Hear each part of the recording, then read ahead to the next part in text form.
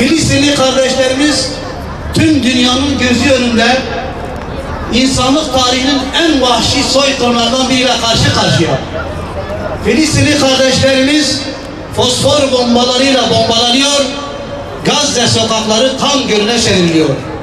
Gazze'deki Müslüman kardeşlerimiz maalesef temel gıda, su, ilaç, tıbbi gereçler, akaryakıt ve diğer insani ihtiyaçlara ulaşamıyor. Biz Müslümanların kutsal mabedi, ilk kıblemiz, miracımız, Mescid-i Aksa'mız bu zulme şahitlik ediyor. Bu insanlık dramına ses çıkarmayan ya da sessiz kalan tüm Müslüman liderler ve aklar bu soykırımın ortağıdırlar. Değerli kardeşlerim, peki bu Müslüman kardeşlerimizin suçu nedir? Gerçekten ne yaptılar ki bu kadar kafir sürüsü ABD'siyle, Avrupa'sıyla, İsrail'le el ele vererek bu kardeşlerimizi şehit ediyor ve bunları onlara reva görüyorlar. Çünkü bu süresinde geçen onların tek suçu aziz ve hamid olan Allah'a iman etmeleriydi. Bu sözleri müminlerden duyduklarında, Allah'ın bu sıfatlarını müminlerden duyduklarında hendekler kazdılar. Önceki gün evet Müslümanlara hendek kazıldı, diri diri ateşte yakıldılar. Dün masum çocuklar diri diri kumlara, topraklara gömüldü. Aylin bebekler kıyıya vurdu. Bugün İsrail çocukları bombayla gömüyor. Yine bugün Yasinlerimiz apartmanlardan atıldı. Benzinle o nazenin vücutları yakıldı ve yine o nazenin vücutların üstünde zafer zılgıtları atıldı. Dolayısıyla evet geçmişteki kardeşlerimiz nasıl ki diri diri hendeklere atma pahasına olsa dahi gençliklerini bir tohum gibi yere sererek asla davalarından vazgeçmediler, asla mücadelelerinden vazgeçmediler. Bugünkü Müslümanlar da tıpkı onlar gibi elhamdülillah hiçbir zaman davasında vazgeçmeyecek. Hiçbir zaman kafire boyun eğmeyecek. Çünkü bizim tek boyun eğdiğimiz yer Rabbimizin huzurudur. Bunu ehli küfür kabul edecek. O istese de istemese de bütün Müslümanların sürekli tek boyun eğdiği Allah Celle Celaluhu'dur. Elhamdülillah bakınız bugün bu mücadele hem Filistin'de hem burada hem Yemen'de hem Afganistan'da dünyanın her tarafında Müslümanlar canı pahasına bu mücadeleden vazgeçmeyecek. Zulmün tarifini şeytana sorsaydık asla katil Siyonist sürüsünün yaptığı bu insan hayalini aşan envai çeşit zulmü tarif edemezdi herhalde. Zalim, modern Haçlı devletlerinin katil sürüsü ve soykırımcı işgal rejimine verdiği sınırsız destek, vahşi Siyonistleri bile hayrete düşürmektedir. Siyonist Yahudiler ve evangelist Hristiyanlar el ele vermiş, başta Mescid-i Aksa ve Gazze olmak üzere İslam topraklarını işgal etmeye ant içmişler. Cesur ve kahraman olanlar hariç tutarak söylüyoruz. Müslümanların başındaki korkak, hain ve satılmış liderlerin onlara verdiği desteğe de Yezid'e dudak uçuklatacak cinsendir. Buna karşın Müslüman onuru ve şerefiyle direnmeye çalışan direniş ekseni düşmanın kalbine ve beynine ölümcül korkular salmaktadır. Bütün zamanların eşsiz ve müstesna kahramanlarına Diyarbakır Meydanı'ndan selam söylüyoruz, teşekkür ediyoruz. Diyorlar ki, ümmet vahşete sessiz kalmaktadır. Hayır, vallahi ümmet ayakta, teyakkuzda ve infial halindedir. Sessiz olanlar, ümmetin başına musallat olmuş, korkak, hain, satılmış ve devşirilmiş sözde liderlerdir. Şunu herkes bilsin ki biz, katil Siyonist Haçlı Şer İttifakı'na karşı direnen mazlum Filistin halkına yardım için destek cepheleri açan kardeşlerimizin değerli adımlarını mukaddes bilir ve başımıza tac ederiz. Bu vesileyle Hamas lideri Şehit İsmail Haniye ve Filistin'de katledilen mazlumların intikamını alacak operasyonlar bekliyor ve talep ediyoruz.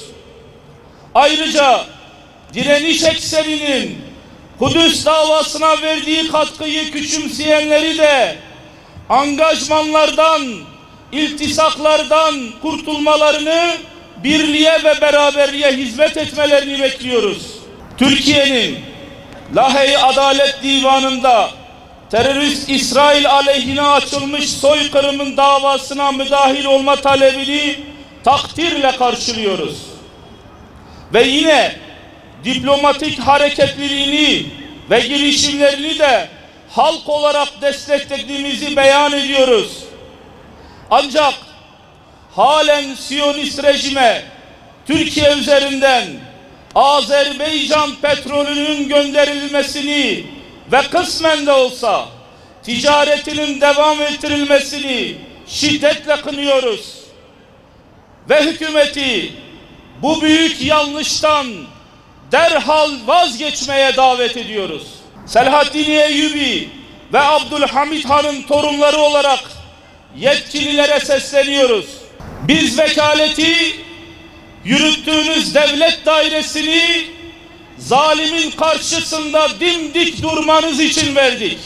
Şu net anlaşıldı ki Siyonist Haçlı Şer İttifakı hiçbir tepkiyi takmıyor ve takmayacaktır. Her defasında yüzlerce çocuğu, kadını camide, hastanede, okulda, çadırda bombalarla parçalıyorlar. Parçalanmış cesetlerini toplayıp torbalarla taşımak sıradanlaştı. Vahşetin hiçbir sınırı Müslüman devlet liderlerini harekete geçirmedi. Ancak meydanlara toplanarak Siyonistlerin zulümlerine seslerini yükselten, sizlerin mutlak idaresinin devletleri harekete geçirmesini umut ediyoruz. O nedenle burada toplanmış aziz ve duyarlı halkımızın şahsında tüm Müslümanlara sesleniyoruz. Bütün enerjinizi devletlerimizi harekete geçirmeye harcayalım. Öyle ki şundan emin olsunlar ki eğer harekete geçmezlerse biz onlardan beri olacağız ve onları da bu suçun ortağı sayacağız. Ve umuyoruz ki gayretiniz onları derin gaflet uykusundan uyandıracaktır. Aksi halde gıdasız, susuz, libassız, evsiz, silahsız, sahipsiz Filistin halkının direncinin de bir son noktası var ve olacaktır. O zaman da çok ama çok geç zaman olacaktır. El-Fetih lideri Mahmud Abbas'ın yerine Filistin halkının fiili lideri olan Yahya Sinvar ya da onun tayin ettiği bir Hamas yetkilisi mecliste konuşturulmalıydı. Şehit İsmail Haniye'nin cenaze törenine katılma zahmetinde bulunmayan, Abbas'ın mecliste konuşturulmasının vicdan sahibi hiçbir insanın yanında kıymeti harbiyesi yoktur. Siyonist işgal rejiminin sözde bakanları ve yüzlerce çapulcu Siyonistin Mescid-i Aksa'ya düzenlediği baskın tüm İslam alemine yapılmış bir hakarettir. Bu hareketin muhatabı sadece Filistinliler değil, tüm İslam alemidir. Unutulmamalıdır ki Mescid-i Aksa'ya yapılan saygısızlık Aksa Tufanı harekatının gerekçelerinden biridir.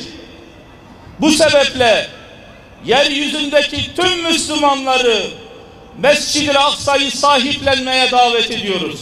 Kana ve gözyaşına doymayan Siyonist işgalcilerin tabiin okulunda sabah namazı kılan Gazze halkına yapmış olduğu saldırı şunu bir kez daha gösterdi ki Siyonistleri durdurmanın tek yolu anlayacağı dilden güç kullanılmasıdır. Büyük şeytan ABD işgal rejimine daha fazla katliam yapması için 20 milyar dolar tutarında silah satışını onayladı. İşgal rejimine satış adı altında verilen silahların karşılıksız bir yardım ve hibe olduğunu biliyoruz. Siyonistlerin suç ortağı ABD'den hiçbir İslam ülkesine hayır gelmeyeceğini belirtiyor ve Müslüman ülke liderlerini büyük şeytana karşı uyanık olmaya davet ediyoruz. Hasbunallah ve ni'mel vekil. Hasbunallah ve ni'mel vekil. La ilahe illallah. Muhammed